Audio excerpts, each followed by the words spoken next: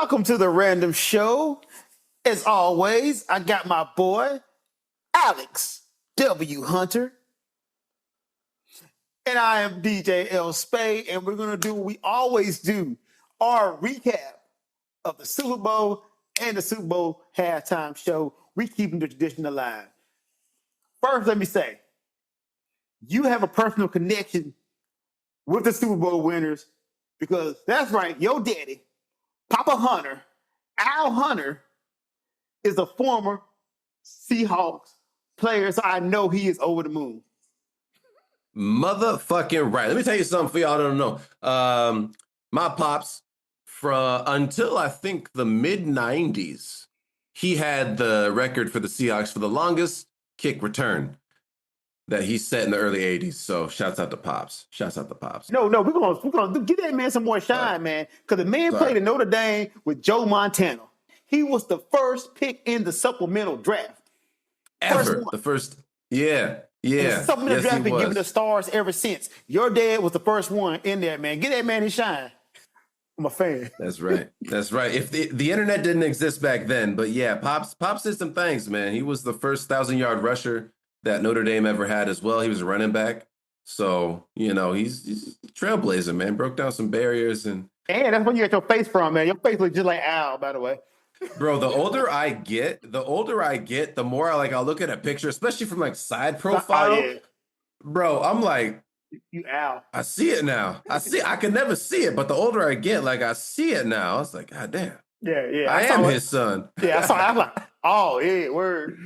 Yeah. Sorry, I had to say that. Back to the Super Bowl, though, man. So a lot of folks was complaining, saying it was boring. And it was only boring if you don't appreciate the sport for what it is. I didn't find it boring, man. I thought it was two coaches going against each other who knew they had booty-ass quarterbacks that couldn't do anything. So they was trying to find a way to win in spite of their shitty-ass quarterbacks. But am I looking at this wrong? I'd say a little bit. Here's the thing. Going to your first point, a lot of people thought it was boring because a lot of people don't like good defense.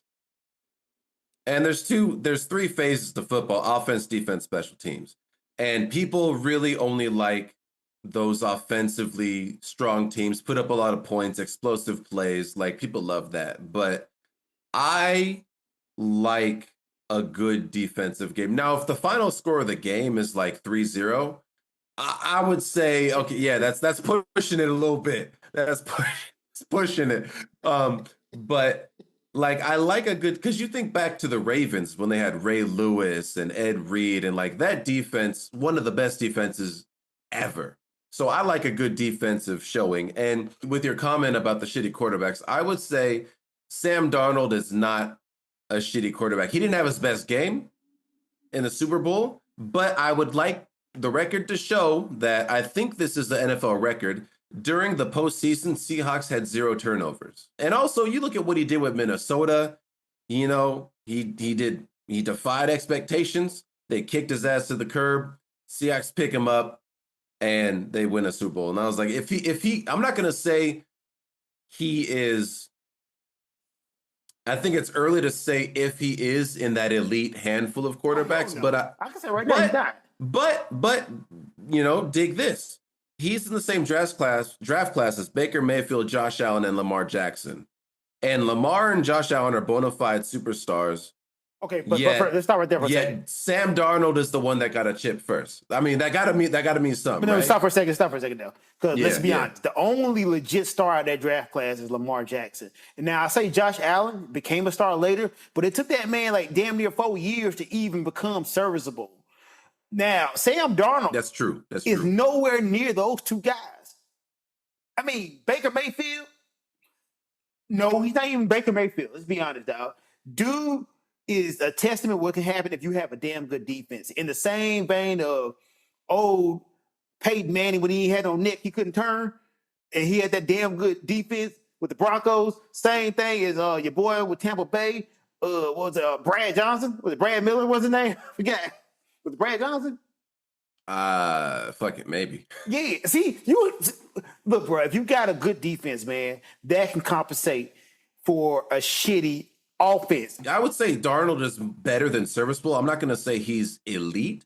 Now, if he balls out next year, we could have that conversation. But right now, I'd say he is good. He's a good quarterback, and he did enough to get them through the postseason and win the Super Bowl. And the Super Bowl wasn't the prettiest game for him. And JSN also got shut down. I think they game planned to shut him down, especially with Vrabel as the coach. But when you talk about Peyton Manning, are you talking about when he won with the Broncos? Yes, he went to Broncos. He had no neck. They had one of the historically best offenses that year. It wasn't Like because of Peyton Manning though. He was trash that year.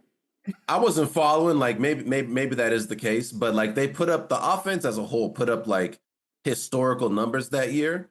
But then the Seahawks defense shut them down. Well, let me ask you something. Because you say Sam Darnold is a serviceable quarterback. I just need to go down this list. You tell me who you think Sam Darnold is better than. These are all the starting NFL quarterbacks. Drake May. Do you think Sam Darnold is better than Drake May? Yeah. Josh Allen. No. Patrick Mahomes. No. Jalen Hurts. I would say no, but if the Eagles have another lackluster season, I'm gonna say we could talk about it, depending on how the Hawk season go next year too. It's actually fair. That's a fair point. Lamar Jackson. Nah. Trevor Lawrence. Nah. Joe Burrow. Nah. I would say Cincinnati's issues are not because of Joe Burrow. He's good. They got some I'd say managerial issues. Caleb Williams. No.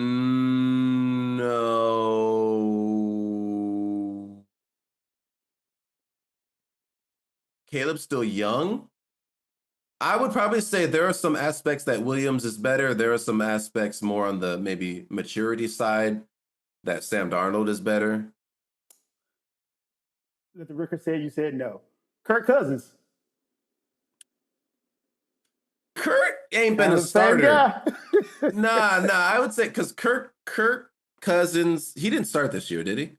No, but he's possibly going to be starting with the Arizona Cardinals. So I would say if we're talking only starting quarterbacks, Kirk this year is not in the conversation. Okay, well, we'll just put an asterisk. Who knows? We'll put an asterisk. Mac Jones. Nah, Mac Jones is a backup too. Nah, Mac Jones is projected to start with the Pittsburgh Steelers. Projected, but this year he was not starting. Okay, so Aaron Rodgers. I'd say nah. I think Aaron's too much of a vet. I'd say Aaron's better. Deshaun Watson. When was the last time he played? So he's supposed to be starting for the Browns next year. But okay, let's say Shedeur Sanders. Yeah. Nah. Shedur's he's green. He's you have Jackson Dart with the Broncos. I would say Jackson Dart's exciting, but Darnold's probably a better QB. How about my team? How about Cam? I'm gonna be honest, I didn't watch much Titans. Man, we only won 3 games. I don't blame you. So I honestly, I don't got an answer for you. Can I be honest with you? Is he bet? Yeah, go ahead. I kind of stopped watching halfway through the season because we was complete ass. I was like, man, we cheats.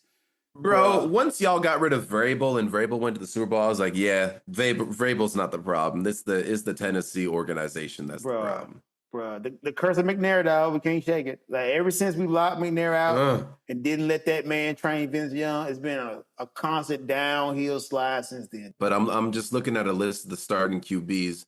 Kenny Pickett, Darnold's better than him. Justin Herbert is better. Quinn Ewers at the Dolphins, I'm gonna say Darnold's better. JJ McCarthy, Darnold's better.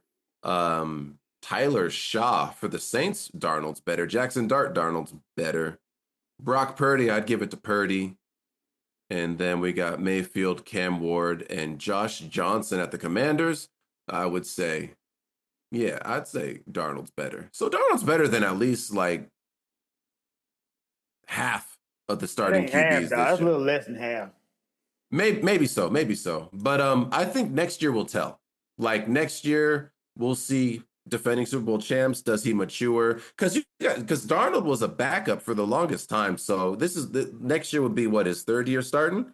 So we'll see. Because Baker Mayfield had a second birth with the Buccaneers. everybody thought he was washed, and now, you know, Bucks have been doing them pretty good. So I think next year will tell us if he's deserving to be in that upper echelon conversation or not.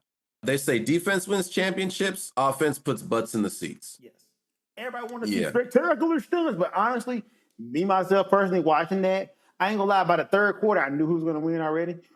Like, if I'm being honest, I knew who was gonna win before the game even started. I was like, yeah, we know who this is because it's not talked about enough about how much the playoff is the battle of attrition. Once your quarterback is hurt, dollar, what are we talking about? Once you got all these hurt people, you're kind of out of it, man. Because all these like beginning of the season analysis mean nothing because your star players hurt. What are we talking about? It's a battle of attrition. Look at the Broncos. Bo Nix. Bo Nix, he broke his ankle winning them the game, and then so after that, like I like the current Denver Broncos, so I was like, man, it would be cool if they found a way to get past the next game, but I'm very doubtful because Bo Nix is that guy, and you know, backups. Sometimes they are that guy, but usually they're not. And that's why they backups, man. It was that guy that be starting. Yeah. Well, Patrick Mahomes was a backup too until he wasn't, right? I mean, but they was always brought in. Well, Tom Brady's a little bit different, but Patrick Mahomes was always brought in to be eventually the next guy. Guy. It's just nobody does quarterback development no more. They just want the rookie to come in there and be the man, and that doesn't really work out like that. I think we all can admit now that just getting a green ass college player and being like, "Oh, lead the team," is stupid. Yeah, man, you 100% right on that. Like, I definitely like you got to develop, especially because a lot of the NFL offense is different from what these dudes be running in college. Man, it's like there's not as many opportunities for running quarterbacks. Like, unless you're like a Lamar Jackson or a Patrick Mahomes, like most quarterbacks have to transition from college because a lot of colleges do like the options. it's different in the pros, man. So I think, there's a little impatience going on, which especially like coaches get fired left and right now too. Bruh. Not only that, everybody's good in the NFL. Everybody is the best at their position, bro. You're dealing with the elite of the elite, the top 0.001% of people. Like that guy that you think ain't fast, he's really fast, bro. Like a lot of guys get this Al Bundy syndrome and think, I couldn't. No, you couldn't. You couldn't. You can't do what those guys do. The slowest person on that football field will fold your ass up. Realize that, dog. The punter will probably fold your ass up. You could take the second string of any team and put them against the best college team, and it's night and day difference, bro. Joes versus pros, we need to bring that shit back, man. Because guys need to be humbled again. You guys think y'all got it in you, and you don't, man. Like, I remember that's the first time I got humble when I started training kickboxing. I got pretty good, and I was beating some guys. And some pros came in, I'm like, I got humbled real quick. Let me tell you something, man. Torian Whitlow, this motherfucker humbled me so much to the point that I was sparring dude punched me in the leg. You know how demoralizing that is for a grown man to be sparring with you and punching you in your legs and you can't do shit? Bro, I was like, I can't go pro. No, I'm not as good as I thought I was. After the time, like, okay. Time to get on these computers. Everything ain't for everybody. No matter how much you want it to be, sometimes it just ain't your lane. Recently, I've come back to the Seahawks. Like, I was never not on the Seahawks, but you remember they went to back-to-back Super Bowls, and in the second one, there was that. Yeah, so that ever since Marshawn Lynch the ball, huh? That's still punchy, huh? Yeah, so ever since then, I've been kind of out on the Hawks just because they hurt me. They betrayed what I thought we stood for. And I just couldn't. It's not like I don't dislike Pete Carroll. Like I wanted him to be successful with the Raiders. He wasn't, unfortunately. Russell Wilson, I'm kind of ambivalent on him at this point, but ever since that Super Bowl, there was a long stretch of time where I was just like, man, I don't really care to watch the Seahawks. If I had to choose a team, I'm not going to choose the Hawks. But it just took so long for me to get over that I think like when Pete Carroll left and Russ was gone, it was kind of like a refresh for me. So it's like, okay, you know what?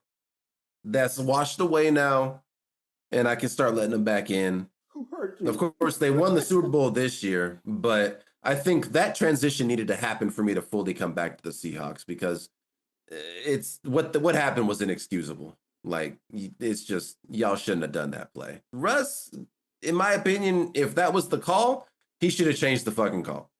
Quarterbacks do that all the time. I totally 110% understand where you're coming from because that's how I felt when the Titans lost the Super Bowl against the St. Louis Rams at the time, man. That should have been our goddamn Super Bowl. And I still contained it. Blame Bishop dumbass didn't get hurt.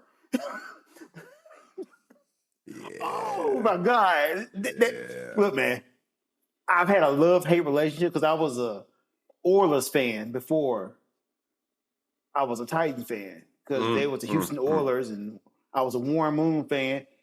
And I almost jumped off of them when they traded Warren Moon to let in Cody Carson to be the quarterback. And Warren Moon, I think he went to Minnesota and still was out there slinging them things, slinging them birds. I'm like, yo, this. But, you know, I stuck with them because after that, they got Steve McNair. And yeah, then we got our team back. We got Eddie George, Javon Curse, Wycheck. Man, we had a solid squad. Defense was great. But yeah, that Super Bowl, man, I almost jumped off. I'm like, what the fuck are we doing, man? They had us out there looking like clowns, man. Like we was on butter skates. We hurt our own guy. How the hell you say to get hurt by your whole team? Dog? I'm like, bro, what we doing? Bro. I was voting for the Titans in that game. I was rooting for them. The Titans, the Browns, and the Jets. They got a lot of the managerial issues that they need to figure out because either they don't give a fuck or they give a fuck and they just ain't got the right people. I don't know. It seems like they don't give a fuck the longer things go. I think it's just all about the money. They're like, man, we finna make these billions anyway, dog. Fuck it, we ball. I was like, I don't care, dog. Like, I'm gonna be a legend at the bank. I ain't got no Super Bowl, but I got these super bills. Hell. Yeah, boy. Billions, boy. Cincinnati's trying to figure it out, but they ain't figured it out yet. But hopefully they do sooner or later because Burrow can't keep getting hurt. They gotta figure some shit out. All right. Let's pivot to the halftime performance though, because this has been a big discussion on the interwebs for a long time. As you know, they had the alternative halftime show from Turning Point USA. We ain't got to talk about that shit, dog. Let's talk about the Super Bowl halftime show. Yeah. What did you think about that, Jack? So coming in, I knew the name Bad Bunny, but I was unfamiliar with his music. So I didn't really go in with any expectations, except like I'm gonna be introduced to who this guy is. And in terms of performance, like it was a hell of a show. Like production quality was off the chain, told a story. And like, even though I don't speak much Spanish, like I could follow because I know a little history because they started in the sugarcane field. And I was like, oh shit. Okay, so he's really like putting on. He's here to put on, yeah. And then he fell through the roof. And I was like, so from the storytelling aspect, from a production aspect, the shit was dope. While I was watching the game, I found out, I hope this isn't just hearsay, that he's bisexual. And watching the show, they got guys dancing on guys and girls dancing on girls and all that stuff. And I was like, all right, so he's holding it down for everybody. Because if he's bisexual, equal representation. I missed that part. It's not like it was like front and center, but like if you're watching the dancers, you go back and rewatch it, you'll see some like dudes dancing with dudes. Oh, and what? Yeah, it's not even the focus. It's just in passing because all the dancers are out there doing their thing. And I was like, okay, I respect that because he's holding it down for his people, his country, and there's straight, there's bi, there's gay, and whatever else is in between. So he's holding it down for everybody. He loves everybody in this country. Everybody gets represented. And I was with that. I ain't got a problem with that. I know a lot of people did. Just looking through the comments online. But, I respect it. And another part of me liked it because he was fanning the flames of white rage. And whether you're black, Latino, Asian, or whatever, whenever somebody's doing that, like, I'm with it, like, fuck yeah. So, uh, you know, and so like I liked it overall, like just what he was there to represent, what he was there to do. I thought it was a great show. You are 110% right. So, what I loved about this show off top was the setting and the blocking and the stage. This was one of the most colorful shows I've seen in a long time. Like for the last 5 years, man, all the shows have been monotone and white and just dull. This was vivid. It was fun. It was everything you wanted in a Super Bowl. It was a party. It gave a party-like atmosphere. It was just perfect for that. We talked about that time, the weekend show, when he did his halftime show. Me and you both said that, hey man, the weekend is something I want to take my girl to, but it ain't something I want to see in a party like atmosphere. Bad Bunny gave me everything. Like I personally, when I was DJing in Japan, playing a lot of Bad Bunny, so I was introduced to his song, and because I know like that guy, all the girls twerking. You go down to Yokohama, man, you see the Brazilians out there. Yeah. To you out there, like, yeah. Put the Bad Bunny on so I can see him work. So it did everything it was supposed to do. I really don't see why anybody would have a problem with this. And not to mention, it was a win-win for the NFL because Spanish is the most dominant spoken language in the world. You're trying to appeal to an international market. You got the most streamed artists on Spotify and any streaming service to do your show, which shout out to Jay-Z for booking that guy. It's a win-win. Not to mention the controversy on the other side makes him seem even more appealing, man. Because like you said, man, if you can fan the flames of white rage, I'm already in. I'm like, shit, I definitely got to watch this now. I mean, part of the thing was like, even before I knew much about Bad Bunny, the fact that a lot of people didn't seem to understand that Puerto Rico was part of America. And it's the same old trope of ignorant racist people not understanding what's going on and doing something counter to what's going on, not realizing that what's going on, it's not what they think it is, but they're too dumb to realize the obvious fact that it is not what you think it is.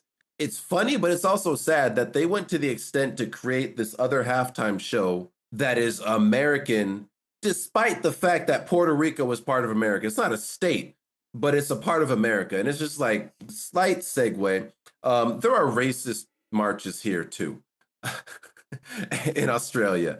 And there was one last year. I forget what it was. Like, I don't really follow what the racists are doing, but it was anti-immigration or like one of those MAGA marches, basically, right? And after that, they went and ate Chinese food at a restaurant in Chinatown. What you doing, bro? Like, racists want all the benefits of race, of the diversity, but they don't want to give any inclusion. Like that's the problem with America, right? It's a melting pot, but it's hard getting that goddamn ice to melt. But before it melts, same thing with rap. Oh, we don't rap music. That's hooligan music. That's thug music. And then you go to Turning Point USA, man. Bryce Lee out there rapping in country. I'm like, bro, what the fuck are you talking about, man? But see, so I'm glad you brought up the point that a lot of folks didn't know that Puerto Rico was a part of America, and that's because we don't study American history. That's important because the Spanish-American War in 1898, if I'm not mistaken, is how we got Puerto Rico. It's imperialism. We actually took that shit in the war. We took Puerto Rico, we took Guam, and we took the Philippines. We gave the Philippines their independence in 1942, I want to say, like, don't quote me around there. But we kept Puerto Rico. So technically, that's American history. You had an American at the Super Bowl, and you should be touting our diversity. But dumbasses don't know that because they're so stuck in imperialism, like Western imperialism. And what imperialism wants is not diversity. It wants you to bow down and assimilate.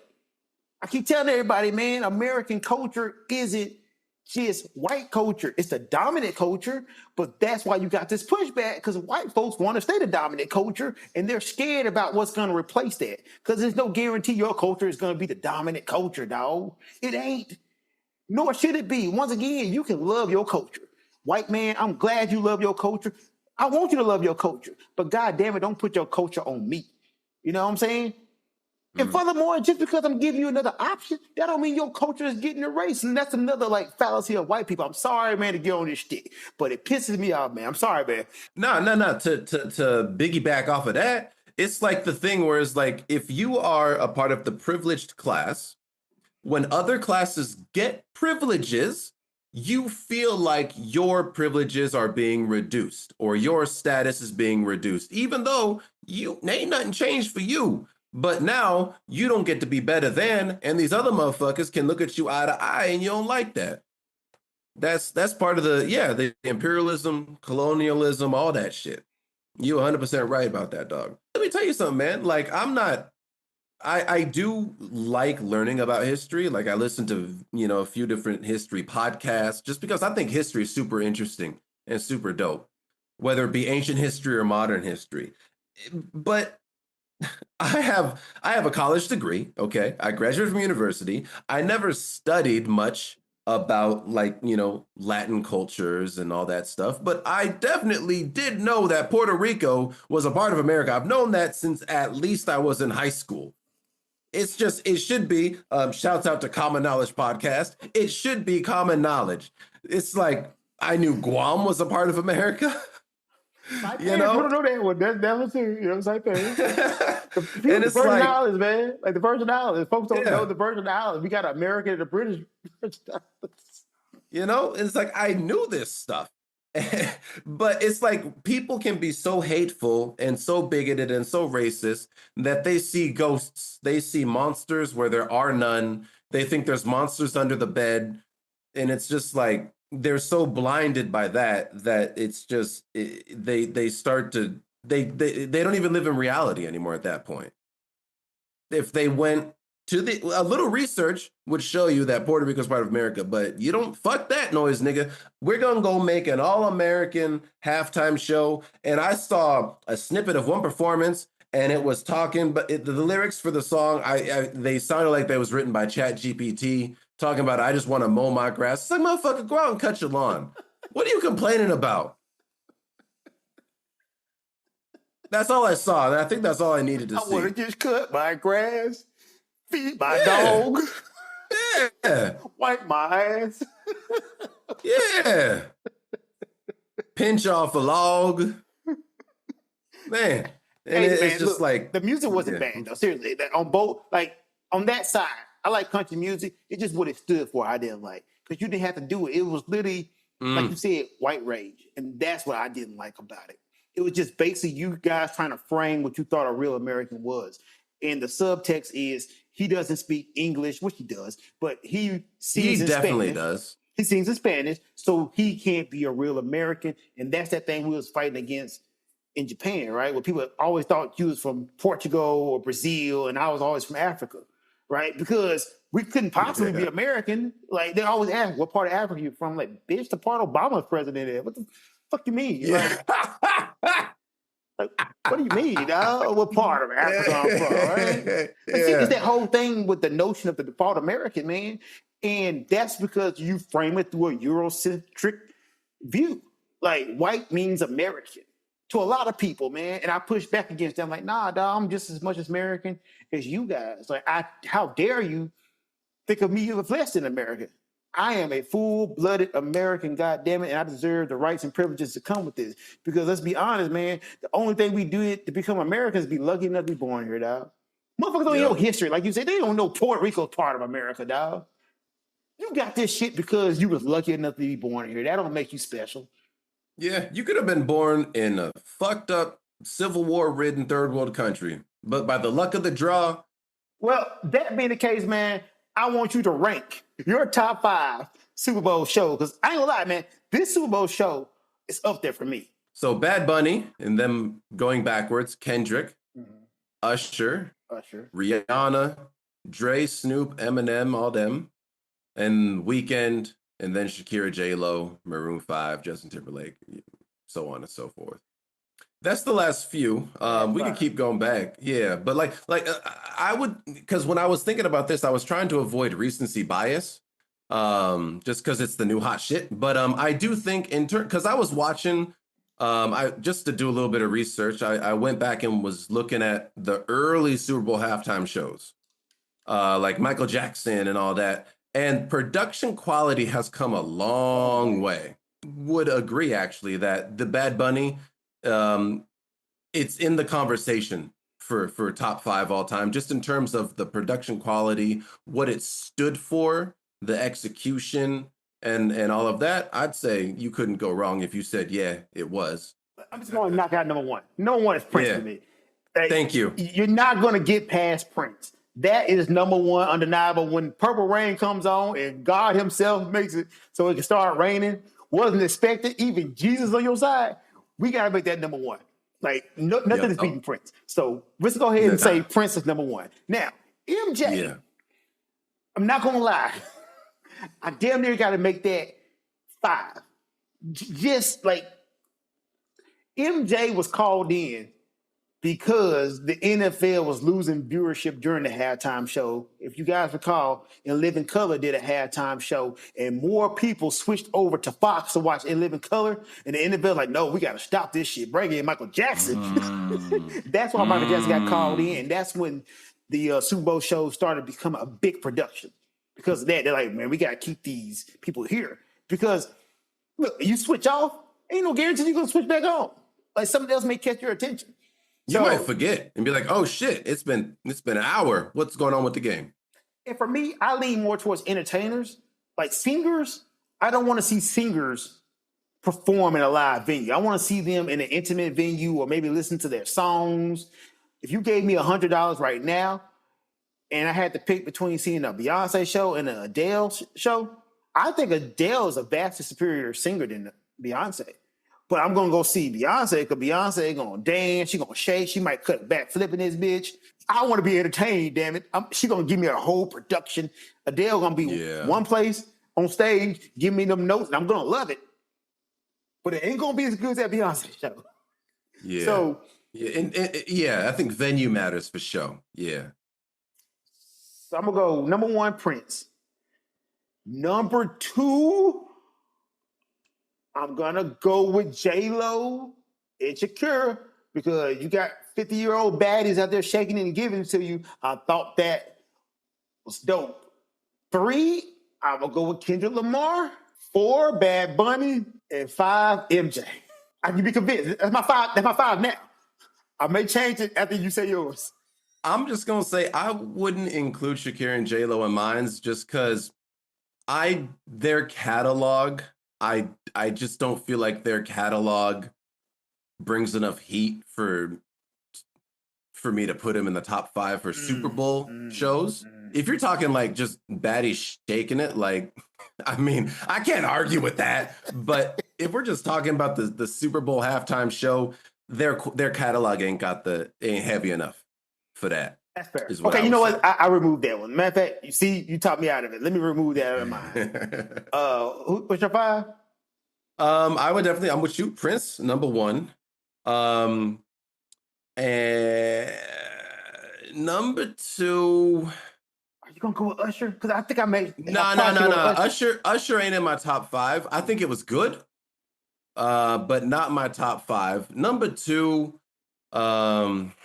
Man, I kind of want to say Kendrick, but I also don't want to like come off too Black Panther-y. But Kendrick was really good. It was really good, though. Fuck it. I'll say Kendrick. Kendrick number 2. And then number 3, I mean, oh, man, number 3 is almost the one that had Beyonce and Bruno Mars, but was that the one that, and then they had that third dude came out at the end? The Coldplay one had Beyonce and Bruno Mars come out, if I'm not mistaken. But that's the Coldplay show. The Coldplay show had Beyonce and Bruno Mars. And that was the best part of that show. That whole Coldplay Super Yeah. Bowl was cheeks until they came out. Like I was literally about to go to sleep. Yeah. Okay, so that's what I want to say. If it was just Bruno and Beyonce, minus the Coldplay, I'd put that one in the list. But because of the Coldplay part, I can't put him in that list. Definitely got to put Michael Jackson in because he's really the one that like kicked off all this Super Bowl shit. Because I was looking at Wikipedia before then, they had like university bands playing like marching. Right. So Michael Jackson really and he came out on top of the fucking what was it like the it's not a Megatron. What do they call them big screens? Jumbotron. The Jumbotron. Megatron. He came out on top of the Jumbotron with the smoke and shit, and then he like comes out on the stage and he just looking at him for like 2 minutes. Just staring him down. Yeah. Hey, so that's he kicked flex, off all that shit. You get stared for 2 minutes and motherfuckers passing out, bro. That's a flex. I would put Prince number 1, and then just off that, I might put Mike number 2, just because he really started this shit. And he started it, and not, you know, usually the people who started off, it can have some hiccups and, you know, be like, oh, they got to figure it out. But Mike came with a show. So Mike, yes, I put him number 2. Yeah. Literally. I put Kendrick number 3. And then, bro, I'm going to say I might have to put the Rolling Stones at 4 or 5 because I went back and checked it out and I was like, these are bona fide rock legends. Yeah, that's a good point. And like, you know, and you know, them old school rock stars know how to put on a fucking show. They did damn good show. Yeah, that's a good point. Man, damn. Yeah. Okay, I need to redo mine. What's your I didn't say Bad Bunny yet, did I? So I'd say Bad Bunny. Bad Bunny. I'll put him at number 5. I'll put Rolling Stones at number 4. Your list is vastly superior to mine. I got to redo my list. Okay, so first we're gonna agree. Prince, number 1. I'll do Prince. I think I'm gonna steal your number 2 and say MJ because you're right. What you said is 110% true. He was the first one to kick off the modern day Super Bowl show. He doesn't get the credit he deserves, but he was a show and he did a damn good job. So that'd be number 2. Number 3, now that I think about it, man. I might put Bad Bunny at number 3 instead of Kendrick, actually. I'm going to go with Bad Bunny for number 3. Number 4, I'm going to go with Kendrick. And now 5 gets a little tricky because I could do the Rolling Stones because that was a damn good show. But that Bruce Springsteen show was damn good too. Bruce, man. Yeah, it's that OG shit. I'm a Steven Tyler fan. So I'm going to go with the Aerosmith show. The only part I didn't like about that was the NSYNC. but I'm going to go with Aerosmith. Yeah. Because that's the one that brought out what? Nelly and Britney Spears? Bro, you stay riding for Nelly. Hey man, Nelly doesn't get the credit he deserves now. I'm sorry. Look, I don't know, bro. Like he did Hot in Her at the Super Bowl, and I'm just like, I don't know, man. That's a no for me, dog. Hey man, why you hate Nelly so much, bro? I don't hate him, man. I acknowledge what he contributed to my life at a certain time of my maturation and my growth from a youth into a young man. But at the Super Bowl, it ain't hot in here, dog. It ain't. And that song, you know, that gave me some formative ideas that carried on later into my life in a good way. But it ain't the Super Bowl. And Nelly, I'm sorry, dog. I don't have nothing against him. I just don't think it was better than Bone Thugs and Harmony. That's all I'm saying. Hey, man, we've had this debate for so many years now. I think Nelly is better than Bone Thugs and Harmony. I will stand on that branch and on that ship alone. And people have been quick to call me, man. Remember that podcast we did? Everybody's like, man, get this man here. I'm like, yo, I can't have an opinion. Them folks came for me like, man, get this man the fuck out of here. I'm like, I thought I gave legit reasons why. Like, you can disagree with me, but they was on my ass about that one. I was like, yo. Oh. Yeah, but that debate aside, I don't think Nelly has. I just don't think he, in terms of performative ability and catalog, it just doesn't say Super Bowl to me.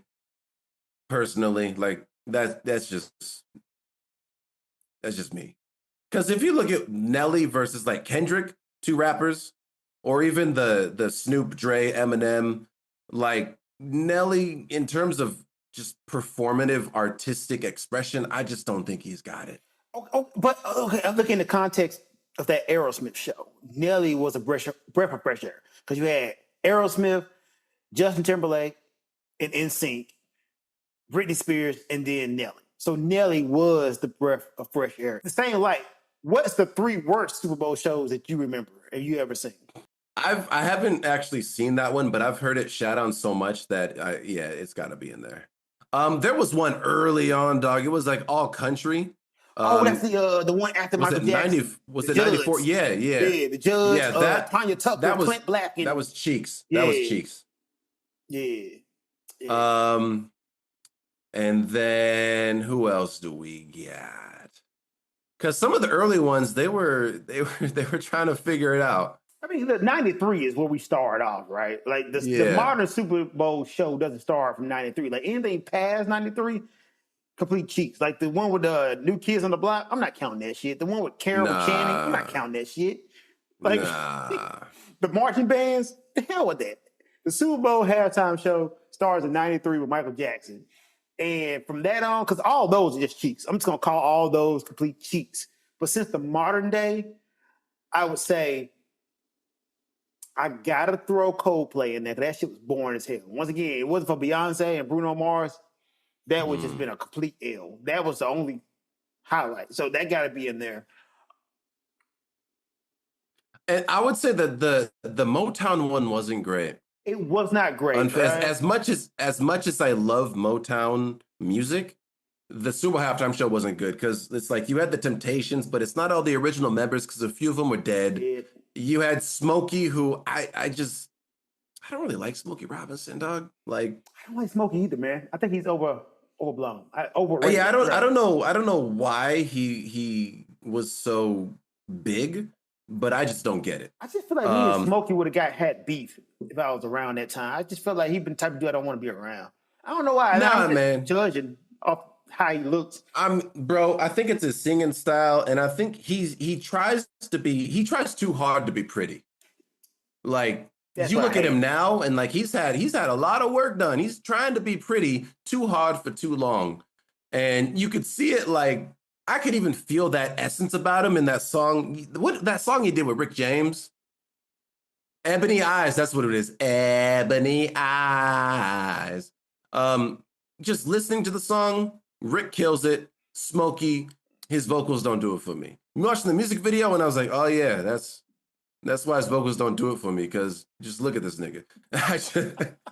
And he's a legend, and I don't want to be disrespectful, but like he just never really did it for me. But the Temps, if they had all original members of the Temptations, man, like that would have been epic, I think. But a few of them was already dead by that one. And overall, the show, because it was like you're mixing the Temptations and then you bring in Boys to Men, and it's just like it's too clashy. It's too clashy. Because like Motown, Philly, back again. Yeah, Queen Latifah was there too. So it's like it was just too much shit thrown together. And yeah, so that one, as much as I love Motown, that was not a good one. Yeah, I'm gonna go with Coldplay. Then I think I got to actually throw in that country one with the Judge. Get that the fuck out of here. And Justin Timberlake was my third one. Yeah, the Phil Collins one also. Go ahead. I don't want to cut you off. No. Phil Collins had one? Which one was that? Like, it was 2000. It was Phil Collins, Christina Aguilera, Enrique Iglesias, Tony Braxton, Edward James Olmos. 2000. Oh, that was the narrator. And like I love Phil Collins, but like I want him to be drumming.